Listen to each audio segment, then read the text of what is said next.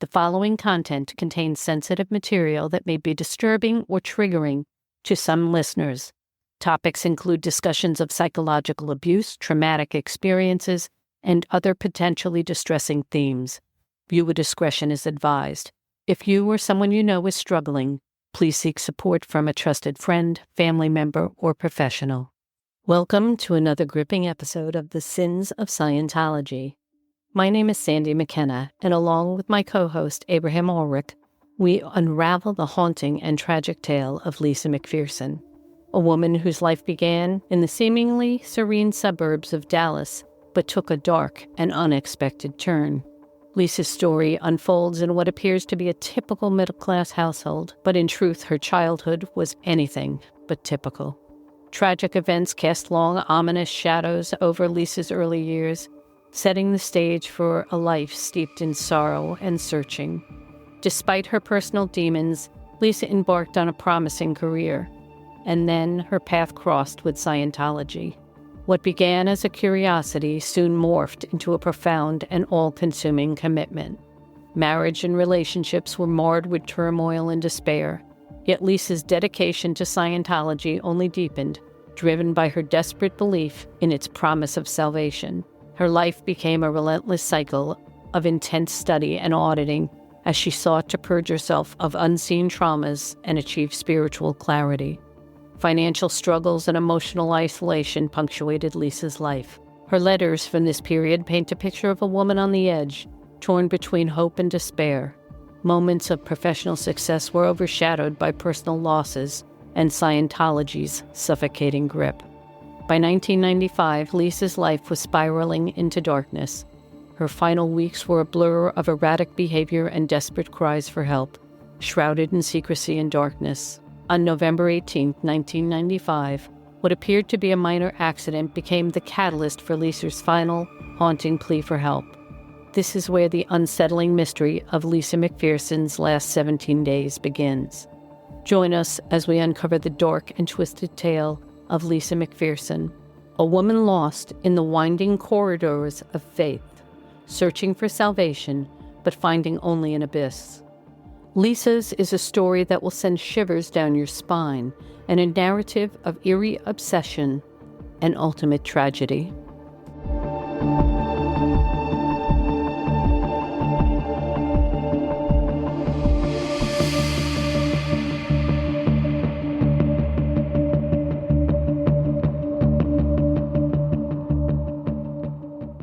Lisa McPherson's story began in the quiet suburbs of Dallas, where she was born into a middle-class family. Lisa McPherson was born on February 10, 1959, to parents Jim and Fanny McPherson.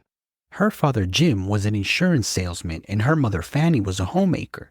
Despite the seemingly typical suburban facade, Lisa's childhood was far from ordinary. Both her parents struggled with alcoholism. However, in the late 1970s, her mother Fanny found sobriety through Alcoholics Anonymous, bringing a glimmer of hope into their tumultuous household. Lisa was the younger of two siblings with an older brother, Steve, who was just 2 years her senior. In 1973, when he was 16, her brother was involved in criminal activities such as stealing lawnmowers, radios, and other items from local neighborhoods. He'd then bring these stolen items to an older acquaintance who would sell them. Sadly, that wasn't the worst of it, though. Gun in hand, Steve ended his life that year. This devastating event marked the beginning of many difficult periods in her life. Grappling with her grief, Lisa turned to drinking, smoking weed, and promiscuity, seeking solace in self-destructive behaviors. Despite the chaos in her personal life, Lisa loved music and theater. She was in drama in high school, and although she never pursued theater, she was always drawn to the art.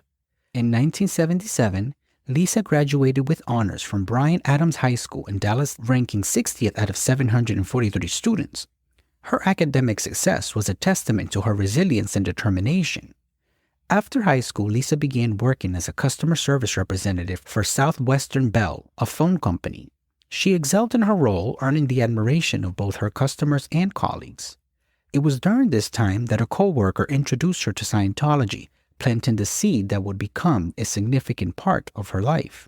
At the age of 19, Lisa met Don Boss, a 35-year-old man whom she quickly became entangled with. Don was the uncle to her hairdresser Myra. He called every day 3 times a day until she finally agreed to go out with him. Their whirlwind romance led to an impulsive elopement after just 4 weeks of dating. Unfortunately, the relationship turned abusive and Lisa soon realized her mistake. Within months, the marriage ended, but Don remained a lingering presence in her life. Remarkably, in 1982, they remarried despite the unresolved issues of their past. During this tumultuous period, Lisa read Dianetics, the foundational text of Scientology. This introduction marked the beginning of her deepening involvement in the controversial organization, setting the stage for the tragic events that would later unfold. Why Lisa became a Scientologist, in her own words. An on-purpose group is all I ever wanted to work with. With this, I can operate at my best capacity with little counterintention. A sane planet, a better future, a future period. I don't know why, I just knew something about Scientology could save me from the mess I was in. The Dallas Scientology mission was called the Center for Personal Enhancement. With its welcoming atmosphere and community of over 100 members, it was seen as a positive environment for personal growth. Lisa, known for her fun-loving and exuberant nature, was a regular at the mission. She loved country line dancing and was often described as the life of the party. However, as she began dedicating more and more time to the mission, her social activities dwindled. Lisa immersed herself in Scientology studies, foregoing parties and family gatherings. Lisa's journey into Scientology started like many others, with a personality test and some introductory lectures. Given her history of drug use, she was required to undergo the Purification Rundown, a detoxification program that, according to Scientology, helps rid the body of harmful substances and paves the way for spiritual well-being. The regimen involved hours of daily exercise, time in a sauna, and a strict nutritional plan, including megadoses of vitamins and minerals. One of the required supplements, niacin, can be hazardous in such high doses. Despite the program's rigorous and sometimes dangerous nature, the ultimate goal was to achieve spiritual gains. After completing the Purification Rundown, or Purif, Lisa advanced to the next stage, life repair. Scientology describes life repair as a form of counseling designed to improve a person's outlook on life by resolving personal problems and overcoming barriers. The program is tailored to each individual's specific issues, aiming to free them from their past pain, improve relationships, and reduce anxiety and stress. Central to this process is the e-meter, a device certified Scientology counselors or auditors use to measure changes in an individual's thoughts and help uncover the root causes of their problems. The year was 1982, and in no uncertain terms, the church let Lisa know that her then-husband, Don Boss, was a suppressive person or an SP. According to Scientology founder L. Ron Hubbard, a suppressive person is a person who seeks to suppress or squash any betterment activities of a group. This is the person whose behavior is calculated to be disastrous. He went on to say that well-known examples of such antisocial personality types are Napoleon and Hitler. The term is also used to refer to individuals who doubt the organization and try to get others to side with them against Scientology. This label not only estranged Lisa from Don, but also solidified her commitment to Scientology. During this tumultuous period, Lisa kept extensive Scientology journals known as overt withhold write-ups. These deeply personal accounts included details of her sexual encounters in an affidavit attesting to her husband's criminal activities. Her marriage to Don ended about a year later.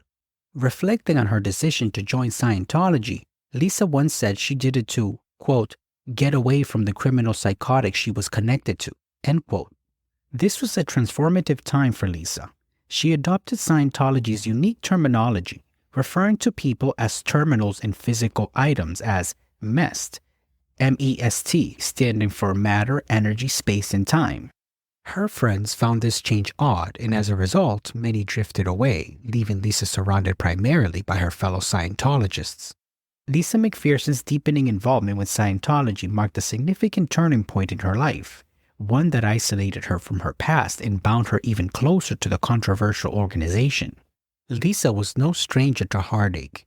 In 1983, her father J.T. McPherson tragically took his own life at the age of 64. His health had been declining for more than a decade, suffering a stroke that forced him into retirement. He sought help from various doctors and underwent at least 3 surgeries, but nothing provided relief. Eventually, doctors told him his issues were not physical and suggested to see a psychiatrist. He became bedridden for about 6 months before untimely taking his own life 1 decade after his son. These profound losses undoubtedly shaped her outlook on life and emotional state, setting the stage for her later struggles. Around this challenging time, Lisa found solace in the Church of Scientology. In 1983, she began working part-time at the Dallas Mission, conducting personality tests and volunteering at church phone drives and fundraisers. The church offered a sense of community and purpose, providing Lisa with an escape from her personal grief. Lisa's involvement with the Dallas Mission of Scientology became a significant part of her life. She was committed to the church's activities and helped whenever possible. This involvement gave her a sense of belonging and a way to channel her energy positively amidst her turmoil. It was also around this time that Lisa met David and Bernetta Slaughter. Lisa didn't know it then, but Bernetta would become a key figure in her future. The Slaughter owned a successful mortgage brokerage company during the real estate boom in Dallas. As major donors to Scientology, they were also rising stars on their Scientology spiritual bridge. In 1984, in a Scientology ceremony in Dallas, Texas, 24-year-old Lisa married Eugene Skanetsky, a fellow Scientologist she met at the mission. Church records show that in 1985, Lisa worked for a Dallas mortgage company owned by David and Bernetta Slaughter. Lisa was making a really good salary, which was able to furnish the newlyweds' new condo and pay for a Porsche. Her husband Gene worked full-time at the Scientology mission, so I imagine he wasn't paying for a whole lot of the marital assets. While Lisa continued to earn a good living, it wasn't long before they were in serious debt. They owed tens of thousands of dollars to a credit union, 2 banks, and 3 credit card companies. During the day, she worked for dentist Steve Craig till around 4 or 5 p.m. From there, she went straight to the Dallas org and was on post until midnight or after. Then she went home and went to bed. October 1988. Gene was unaffected by the couple's mounting financial woes and took off for L.A. to sign a billion-year contract and dedicate his life to the Sea Org, Scientology's most dedicated.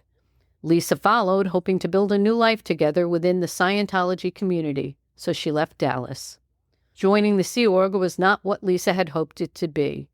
The pressures and demands of life in Los Angeles and the Sea Org took their toll on Lisa and the marriage. Lisa left the Sea Org, L.A., and Gene. Only her debt followed. Not only did Lisa owe banks and credit card companies, but she also owed Scientology. This meant that until Lisa could make some headway settling her freeloader debt to Scientology, she would not be able to receive Scientology services. This was yet another crushing blow that added pressure to the already overwrought Lisa. When someone joins Scientology as staff by signing a contract for 2.5, 5, or even 1 billion years, they are technically entitled to free services such as auditing and training. However, if the individual becomes dissatisfied and decides to leave, they are issued a freeloader's bill, which charges them for all the services they received while on staff at full rates. This can add up, and in the case of Lisa McPherson, it most certainly did. In 1989 and 90, amid her divorce from Gene, her second husband, and facing bankruptcy with $45,000 in mounting debt, Lisa received no auditing services from the Church of Scientology. Later that same year, Lisa underwent a Scientology security check, or SEC check, a form of interrogation following her departure from church staff. The following year, in 1991, just 1 year after emerging from bankruptcy court, Lisa donated $11,828 to the church's Celebrity Center in Dallas. Financial records from 1992 reveal that from March to December, Lisa wrote checks totaling $11,925 to the Dallas church and associated entities, which amounted to 29% of her income for that period. A separate document from the Dallas church indicates that her total donations for the year amounted to $21,781. One of the questions in her life history for Scientology, Lisa was asked about her relationship with her mother. She wrote the following, referring to her mother, Fanny. In the past, she has opposed Scientology as well as me being a staff member. Her comments have been limited to thinking I work too hard, and she has said she thinks the church gets all my money. She asked me on 3 or 4 occasions, when do I plan to get out of Scientology? My answer being probably never led her to threaten to write me out of her will. The last time I queried this, she had not done so. She has never liked the idea of me being in Dianetics or Scientology. She has always believed it to be a brainwashing cult. She saw a 60 Minutes program once and said it had to be true, otherwise they couldn't have put it on TV. This particular program was in theta towards the church. The most frequent question I ask her is what she has observed in me since being connected to the church. Her response is always very positive with regard to my overall happiness. My marriage, my disconnection from the druggy friends I once associated with whom she strongly opposed, my previous promiscuity, my upstat mess. She has evidenced an apartment full of furniture, a new Porsche, a diamond necklace, new clothes, etc. All of these were acquired since my marriage to Jean in the church. I have done OW write-ups and had changes in our communication line, seeing how I have in the past created antagonism with her. I have had a PTS rundown and she was addressed. I have applied good roads and fair weather with her continually since then. She does not openly say things to me. However, in a calm cycle with one of my old friends from high school, he told me that my mother told him I was involved in a goddamn cult. This was about a month ago. I explained Scientology to him, and he said he knew that I wouldn't be involved in a cult. I later questioned my mother about it, and she denied ever saying anything. My attitude towards my mother is that she's an SP. For all practical purposes, I've spiritually disconnected from her. The only reason I keep any calm line with her whatsoever is to avoid creating antagonism with Scientology. By 1990, the divorce and bankruptcy cases had been settled and Lisa had left the phone company. That summer, she went to work for AMC Publishings, a company owned by Jeffrey Schaefer along with David and Bernetta Slaughter.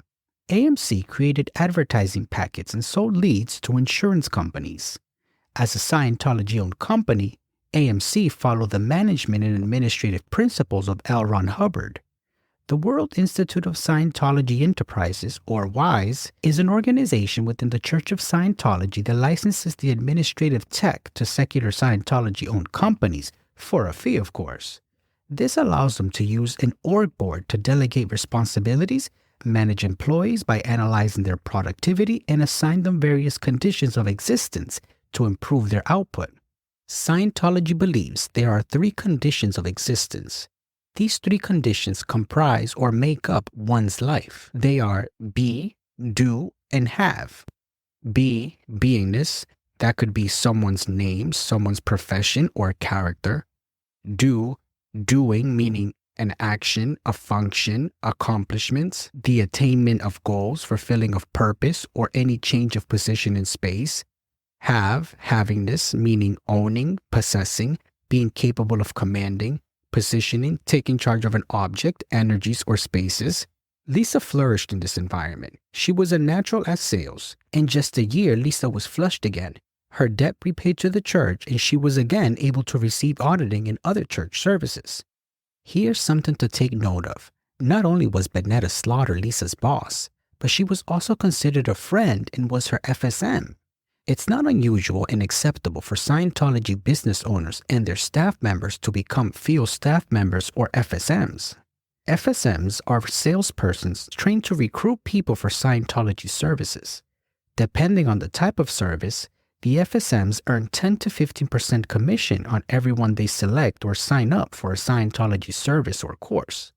This could be mighty lucrative for someone yielding influence. From the outside looking in, it's a bit unethical. Business and church intersect, muddy in the waters. AMC Publishing closed its Dallas location in December 1983 and relocated to Scientology's Mecca, Clearwater, Florida.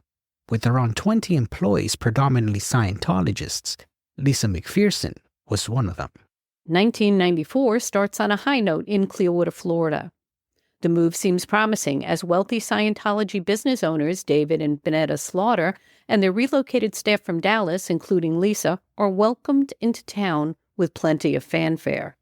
But to truly understand how Lisa is adjusting, what she's thinking and how she's feeling, is expressed in the following letters she wrote to friends and fellow Scientologists.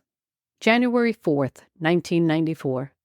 My dearest Robin, I received your lovely letter today. Thank you for taking the time to impart your deepest thoughts on me.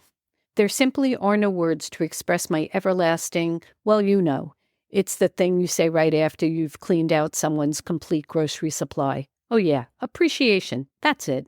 You probably already had figured that out, didn't you? Well, I'm here. Most of the boxes have been emptied and unpacked, and it's beginning to feel more like home. I think you have the best apartment of anyone. It's definitely nicer than the ones I've lived in before. I just need to get some living room and dining room furniture. It's different here for sure. I have to adjust to these Yankee customs of driving like maniacs, and everything else is slow. I mean, they're going to be going backwards if they go any slower. I'm sure I'll adjust. Poor David wasn't prepared for my ability to drive. We got here in a day and a half. I'd do it again tomorrow if I had to. Brenda and I checked out the local country bar. It was a genuine bust, and we went to a movie instead. I'll keep my Dallas dance halls, thank you. Not much else to report here. I just wanted to let you know I'm well and really glad you wrote. Keep in touch. Love, Lisa. January 13th, 1994. Dear Robin, I got your second letter and I'm a little late answering. Sorry, my folders did arrive. Thanks so much for making sure they got shipped. I did see Cindy at the Fort Harrison last night. She was headed somewhere and didn't have time to stop and chat. I'm not really hanging out at Flag. I routed in last night. Actually, half of us did. The base honored us with an incredible steak dinner at the Hibiscus. All of us attended. It was incredible. I've been working late, 8 or so almost every night. I haven't been able to do much else. As for my bridge progress, I got my TE, and guess what my first action is? L11. I was shocked because I never even hinted that I'd be interested in my Ls. My main interest has to be just to move up the bridge. After the Enlightenment, I was more excited than I had ever been to recall about my bridge cycle. I mean, I was thrilled. Did you get that, Robin? Hey, are you paying attention? I was like, it was first Christmas kind of feeling. I can't believe it. I am fucking going to do an L. I'll probably be starting it when you get this letter. My new place is incredible. Of everyone's apartments, mine is the finest. Plus, I'm putting a new living room and dining room furniture so I can make it extra nice. The office is perfect, except I have to empty my own trash. It's great, really. The temp has been fairly mild so far. I'm hoping to try out that fish cleaning IC post you were telling me about.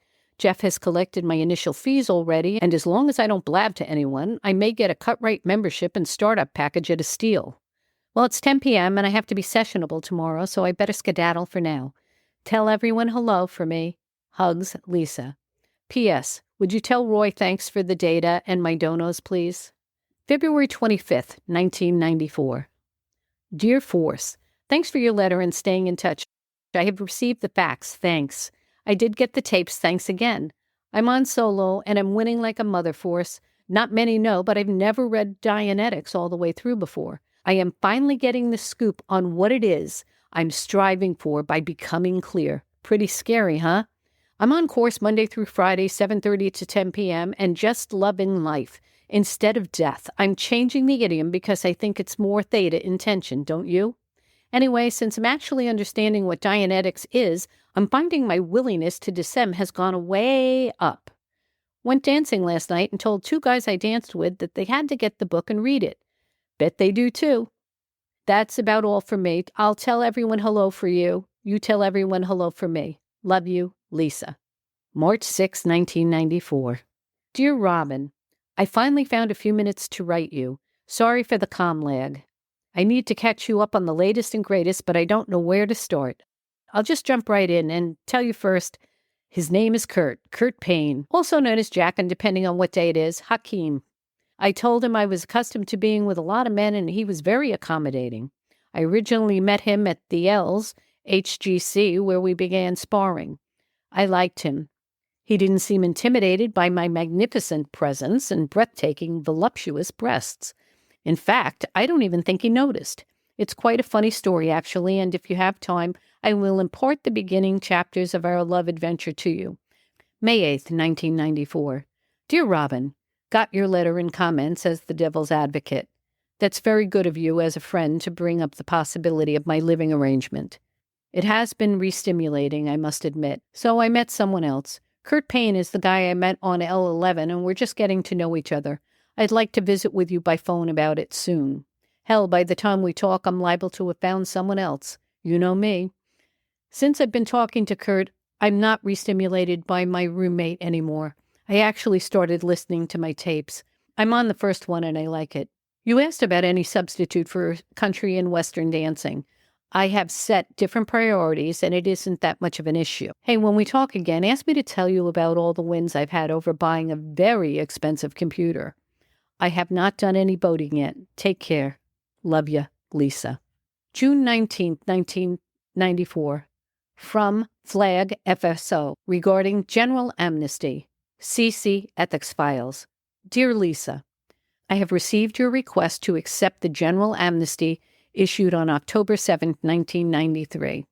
With this amnesty, you were forgiven any antisocial or anti-Scientology deeds prior to midnight, October 7, 1993, in accordance with HCO PL March 6, 65 amnesty policy. This amnesty was issued to help you look into the future and get on with the job as a unified team with the rest of Scientologists in our area. This is what is expected of you. July 10, 1994. Dear Dean, hello again. I was happy to receive your letter. Thanks for keeping the calm line in. You asked about my progress on the L's. I have only done one, and currently I am doing setups for the next one. I have a handsome hunk I chased and caught successfully. His name is Kurt, and I have every intention of marrying him one day soon. We are very happy together, and I'll keep you posted on our progress. I heard from Bill and Robin recently. Sounds like everyone is really applying the definition of team and doing a good job of holding down the fort. When do you leave for L.A.? Who is replacing you? Continue applying the tech throughout your life, and you'll surely do well at anything. What course of auditing are you on now? Best, Lisa. November 15, 1994. Dear Robin, I was more than delighted to be in receipt of your most recent letter. But you certainly were chatty. I'm not on my solo course anymore. Decided I don't really need to do it after all. Heck, I've been in Scientology for 10 years, and I certainly know what's going on without having to do a course. I've got me a couple of meters and an electrical outlet. I'm nearly there. Oh, Robin, I've been doing my expanded grades, and I'm completely and totally blown out over it. I've reached the EP of grade 1. I was so thrilled, I couldn't even believe it. I used to go up to the grade chart in the HGC and read the EP of grade 1 and think, yeah, it must be that way for some people, but that just isn't real for me. Of course, I've had many steadily dramatizing this unflat grade for 7 or so years. I have friends who will attest, so I have no idea what that's all about. But I got it, man. My last com to you, I may have mentioned that my boyfriend and I broke up, and what a sorry son of a bitch he was. Well, we are back together, and I could write an entire book on it, but not now. Write me a letter and tell me what's going on. Love you, Lisa. November 19th, 1994. Dear Michelle, hey girl, thanks for the letter. Things are going well here. I'm really busy with work and auditing. I'm active on the OTC, and I just joined the Hubbard International Women's Association. We had our first meeting last Sunday. I'm about to begin grade 2 EXP, and I'm excited about that. What's happening with the Dallas OTC? I have 0 comm lines active in Dallas to send to the org right now. How's Division 6? Best, Lisa. November 24th, 1994. Dear Aaron, well, I got your letter today, and I'm so happy to hear from you. I had just gotten letters from Robin and Bill, and I thought about you. I should have written you before now, but I'm sorry that I haven't. You asked me a million questions in your letter, and since I don't have it, I'll do my best from the hip. I just completed my grade 1 EXP. Oh my God, what a complete relief. I also did grade 0 EXP, and it was incredible. I've done my setup program, and I'm ready to go on to L12. I should start that next week. That is really exciting about your wife coming home in December. Wow, I bet you can hardly wait. I found myself a true love, a white guy. We have been dating since May, and so far as I can tell, he's a keeper. We're both working at really creating our 2D, and it has not been a cakewalk. We have been through quite a few interesting experiences, but it has steadily improved as we work our scenes out. You asked about Flag. I don't know how I can truly convey what it's like living here, but here are a few things you should know. People move up the bridge here. The public strongly enforces the agreement that being on course or the HGC is what's acceptable. There are some, I'm sure, who don't come around, who are bogged for whatever reason, but the active field is active. You know, after having been here for a short time, that there isn't anything Flag cannot handle. The environment of Scientology schools and businesses makes it very safe and sane. It's like utopia. I live in a townhouse near the water in a very upstate community. It's the nicest place I've ever lived. Well, that's about it from here. Thanks for writing, and let's do keep in touch. Love you, Lisa. 1995 was a rough year for Lisa. Her relationship with Kurt Payne ended that spring. The breakup, combined with lagging sales and decreased commission, sent Lisa into a downward spiral, putting her in a very dark place. She was doing auditing at Flag and ethics handling at work. The purpose of Scientology ethics is to eliminate people's interest in things other than Scientology. She started to complain that she was unable to find herself and expressed she no longer wanted auditing, a crime by Scientology standards. As a result, she was assigned to an audit and repair program designed to repair past auditing mistakes. This, instead of helping Lisa, led her deeper into helplessness and despair. Mentally and physically exhausted, Lisa took a leave of absence from AMC at the end of June 1995. She checked into the Fort Harrison Hotel in Clearwater and began an introspective rundown. The introspective rundown is a controversial Scientology procedure that is intended to handle a psychotic break or complete mental breakdown. The first step is to isolate the person with all attendants in complete and utter silence. Auditing sessions were given frequently. Otherwise, Lisa was not to be spoken to. The theory here is that if you can find what caused the person to become psychotic, then you can handle the cause and break the psychotic episode. At the hotel, Lisa was assigned a roommate who saw it that she ate well and rested in order to be sessionable. In other words, that nothing would get in the way of Lisa's auditing. During this time, Lisa would roller coaster from upbeat to dark and moody. Here's a letter from September 2nd, 1995 that Lisa sent her friend Robin. Dear Robin, I'm alive. Holy smokes, I didn't think I would make it. Ask Dan Levin. He'll tell you how pitiful I looked. Looks like I'm out of the woods now. Thank you for being there for me. Although I didn't write much, I thought about you many, many times, and the stability of our comm line definitely helped see me through. I'm still in the Hubbard Guidance Center, HGC, and get in sessions daily. You'll never believe the level of care and service I received at Flag.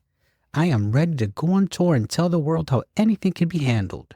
Although the last several months are still sort of blank for me, I can tell you that the days ahead will be much brighter, and I will keep you posted on my progress. The Deputy Senior CS is waiting for me. Can you believe it? I barely can. These guys are something else.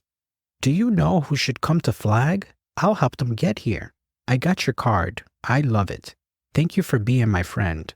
I love you. Lisa. In September 1995, during a ceremony at the Fort Harrison Hotel, Lisa McPherson was publicly declared clear, a state in which a Scientologist is believed to be free from inhibitions caused by painful subconscious images. It was a grueling and expensive journey to get here.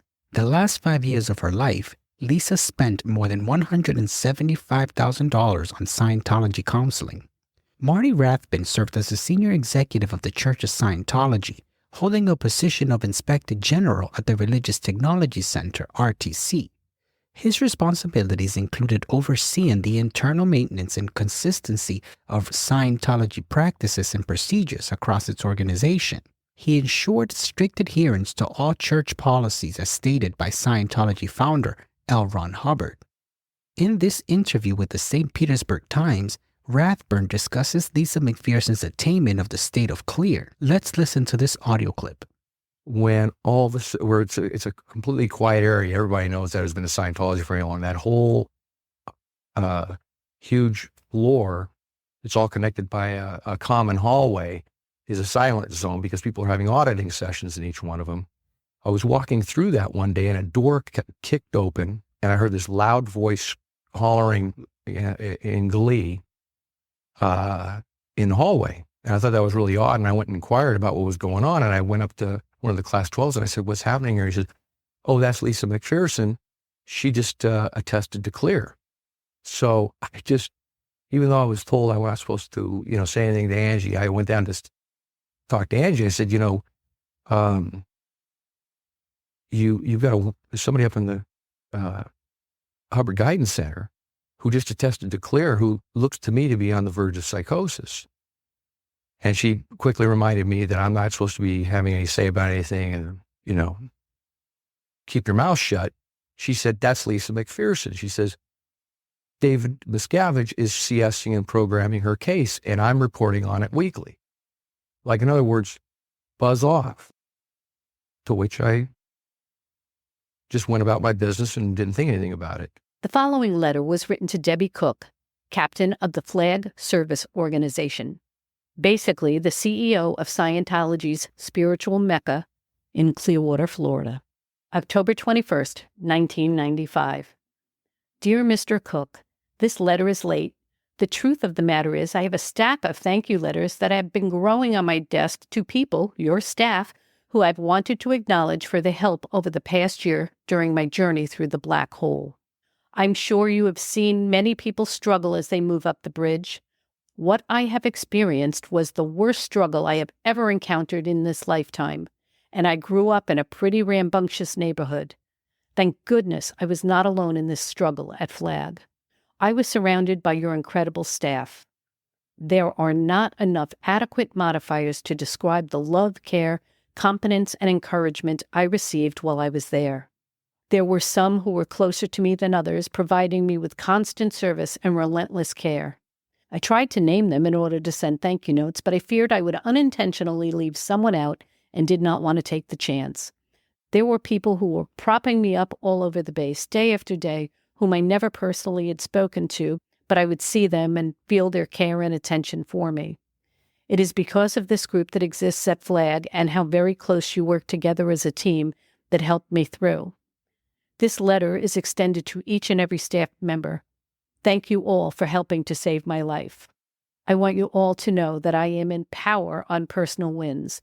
Every day, my life is richer and more enhanced and so much more fun, I can hardly contain myself.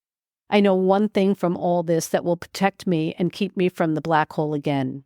If we only do just exactly what LRH has written and nothing else, it will all come out all right.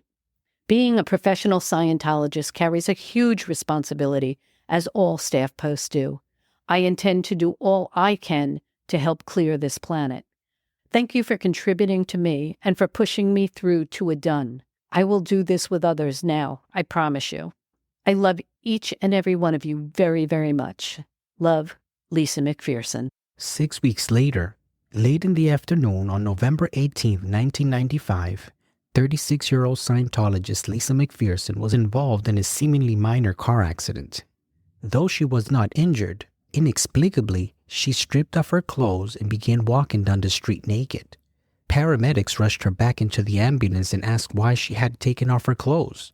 With desperation in her eyes, she pleads to paramedics, "I need help. I need to talk to someone." Thank you for joining us for this eye-opening episode of Sins of Scientology. The tragic story of Lisa McPherson is a stark reminder of the complexities and potential dangers that can arise within controversial organizations. Her life, filled with hope, despair, and an unwavering quest for spiritual clarity, resonates deeply with all who hear it. As we continue to explore Lisa's journey, we hope to shed light on the profound impact that her experiences have had, not only on those who knew her, but also on the wider public who seek understanding and justice.